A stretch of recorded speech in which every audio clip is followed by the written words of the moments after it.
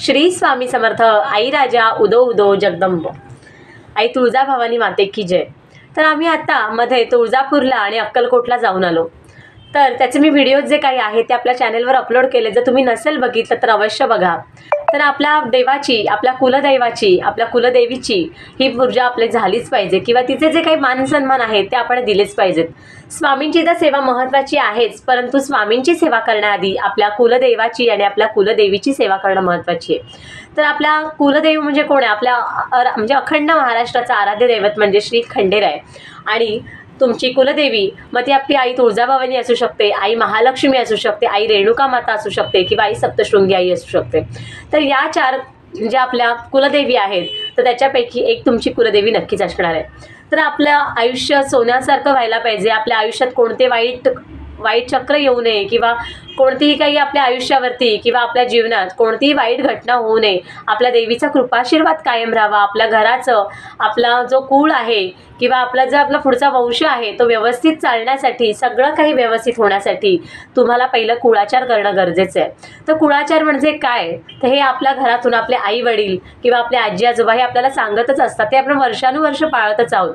तर त्याच्यासाठी पहिलं तुम्ही तुमच्या कुलदेवाला आणि कुलदेवीचा मान सन्मान करा. आणि स्वामी म्हणतच नाहीत की पहिली माझी पूजा करा.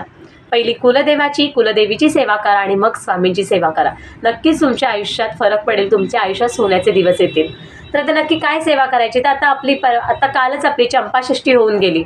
तर आपण त्याच्यात खंडोबारायांचं जी काही सेवा केली आहे किंवा जे काही आपल्याकडून जेवढं झालं असेल तेवढं आपण केलंच असेल. जर नसेल जमलं या नवरात्रीत, षडरात्रीत काही करता, तर तुम्ही आताही रोज 2 कुलदेवाचे 2 अध्याय वाचा. म्हणजे जे आपली मल्हारी सप्तशती हे दिंडोरी प्रणित सेवा केंद्रामध्ये जी पोथी येते मल्हारी सप्तशती, तर त्याचे तुम्ही 2 रोज अध्याय वाचा. बघा तुमच्या आयुष्यात नक्की फरक पडेल. आणि जर रोज 2 वाचता येत नसतील ना, तर किमान रविवारी पूर्ण पाठ वाचा. आणि हे जर तुमच्या घरातल्या मूळ पुरुषाने किंवा जो मुख्य पुरुष आहे तर त्याने केलं तर अतिउत्तम. परंतु ऑफिसला जात असतील किंवा काही कारणाने नसेल जमत तर स्त्रियांनी केलं तरी चालतं. आणि कुलदेवीची कोणती सेवा करायची? तर आपलं जे दुर्गा सप्तशती हा दिंडोरी प्रणित सेवा केंद्रामध्ये जो ग्रंथ मिळतो तर त्याचे तुम्ही महिलांनी रोज 2 अध्याय वाचा. जर नसेल जमत तर मंगळवारी, शुक्रवारी याचं पूर्ण पाठ करा. बघा तुमच्या आयुष्यात नक्की म्हणजे तुमचे दिवस तुम्हाला स्वतःला जाणीव होईल की आपल्या आयुष्यात नक्कीच खूप फरक पडलाय. म्हणजे आपण म्हणत नाही की आपल्याला ते सगळी सुखच यावी, आपण काहीच दुःख नसावं आपल्याला. असं कोणीच मनुष्य नाहीये की त्याच्या आयुष्यात दुःख नाहीये. प्रत्येकाला संकट, प्रत्येकाला दुःख असतात. अगदी मला स्वतःलाही दुःख आहेत किंवा मलाही काही त्रास आहेत. असं नाही की आपण देवाचं करतो म्हणून आपण सगळ्यातूनच बाहेर पडतो. परंतु जे काही संकट असतं तर त्याची तीव्रता कमी होते. तर मी आता तुम्हाला सांगणार आहे, आम्ही तुळजापूरला म्हणजे वर्षातून एकदा आपण आपल्या कुलदेवीची ओटी भरली पाहिजे. तिच्या जागेवरती जाऊन, जिथे मुख्य आपली देवी आहे, कुलदेवी आहे, तिथे जाऊन तुम्ही देवीची ओटी भरली पाहिजे. तर आता आम्ही वर्षातून एकदा जातच असतो. तर आता आम्ही डिसेंबरमध्येच कुलदेवीच्या दर्शनाला जाऊन आलो. तर तिथे गेल्यावरती आम्हाला सुद्धा हे पहिल्यांदा कळलं. याआधी आम्ही दरवर्षी जात होतो. आता आम्ही लेटेस्ट म्हणजे अगदी फेब्रुवारीत सुद्धा गेलो होतो आणि आईने पुन्हा बोलवलं म्हणून आम्ही आता डिसेंबरमध्ये म्हणजे वर्षातून 2दा आमच्या आई कुलदेवीचं दर्शन झालं. तर आम्हाला सुद्धा हे पहिल्यांदा कळलं. तिथे आम्ही गेलो तर पुजारी काका आम्हाला भेटले आणि मग त्यांच्याकडून आम्ही ओटी घेतली. गाभाऱ्यात गेलो तर तिथे आल्यानंतर त्यांनी आमच्याकडून ओटी आईला भरायला दिली. त्यांनी गाऱ्हाणं घातलं. तिथे गेलो 10-1 मिनिटं आम्हाला छान म्हणजे पूजा करायला मिळाली. कारण त्या दिवशी आईचा अभिषेक चालू होता. आम्ही सकाळी लवकर अर्ली मॉर्निंग आम्ही दर्शन घेतलं तर त्याच्यामुळे आईला श्रीखंडाचा अभिषेक चालू होता. तर तिथे गेल्यावरती आम्ही म्हणजे झाली आमची ओटी वगैरे भरून तिथून आम्ही बाहेर निघालो. तर आईचं तिथे म्हणजे तुळजापूरला आईचं तिथे पलंग आहे जिथे आपण आईची मूर्ती ठेवतात. म्हणजे आपल्या ज्या नवरात्री असतात आई जेव्हा घोर निद्रा, श्रमनिद्रा जेव्हा तिथे जाऊन झोपते तर तिथे जो पलंग आहे तिथे आम्ही जाऊन दर्शन घेतलं. तर तिथल्या काकांनी मला एक मेहंदीचा कोन सुद्धा दिलेली. म्हणजे नशीब म्हटलं पाहिजे आपल्याला. ह्या गोष्टी काही नाही, 10 रुपयाला गोष्ट मिळते आपल्याला ती. परंतु कुलदेवीच्या इथे गेले आणि त्यांनी मला तो मेहंदीचा कोन दिला. तो मी अजूनही ठेवलाय. म्हणजे तो खरंच प्रसाद आहे माझ्यासाठी. तर पुढे आलो आम्ही. नंतर आपलं देवीचं बरोबर जी बॅक साईड आहे, तुम्हाला माहिती असेल तुम्ही जात आहे तर देवीच्या गाभाऱ्याची जी बॅक साईड आहे तिथे देवीचा फोटो आहे आपल्या आई तुळजाभवानीचा. तर तिथे जाऊन आपण पुन्हा दुर्गाढभारी ही आईची आरती घेतो. तिथे जाऊन आपलं दर्शन पूर्ण होतं. त्यानंतर आपण प्रदक्षिणा मारतो. प्रदक्षिणा मारून आल्यानंतर आम्ही काकाला सांगितलं आणि खरंच खूप छान होते पुजारी काका. त्यांनी आम्हाला खूप छान मार्गदर्शन केलं. तर त्यांना आम्ही जाऊन भेटलो, पाया वगैरे पडलो आणि त्यानंतर मग त्या काकांनी सांगितलं आणि आपण जी कुलदेवीची जी ओटी भरतो, आता हे आम्हालाही माहिती नव्हतं कुलदेवीची आपण ओटी भरल्यानंतर तो नारळ काय करायचा. तर हा जो नारळ आहे हा आम्हाला तिकडे तुळजापूरला त्या पुजारी काकांनी दिला होता. की हा ओटी आम्ही भरला, म्हणजे आईला आम्ही साडीची ओटी भरली आणि हा नारळ आहे तो त्यांनी आम्हाला पुन्हा परत दिला.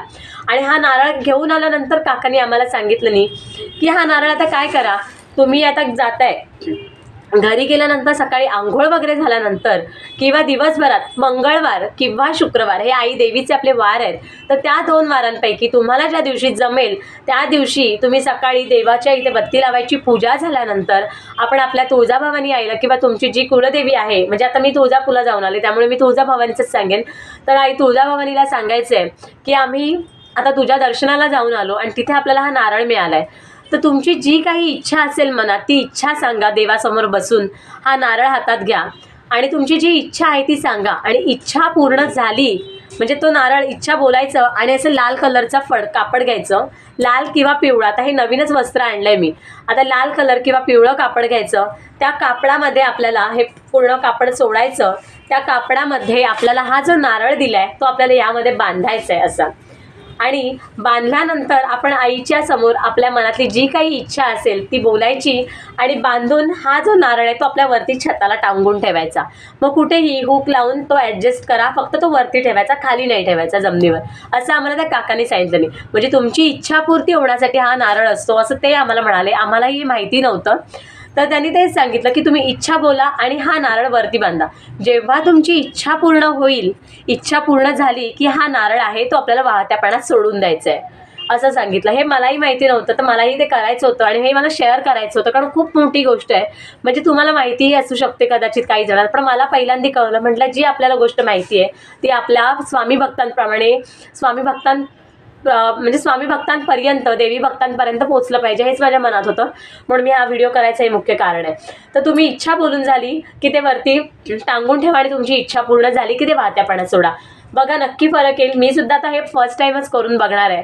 तर तुम्ही सुद्धा जर तुळजापूरला जात असाल तर तुम्ही हे सुद्धा तुमच्या तिथल्या पुजारी काकांना विचारा की आम्ही नारळाचं काय करू, आणि तुम्ही सुद्धा हा प्रकारे जर उपाय केलात तर नक्कीच आयुष्याचं सोनं होईल. तर मला हे शेअर करायचं होतं म्हणून मी हा व्हिडिओ केला.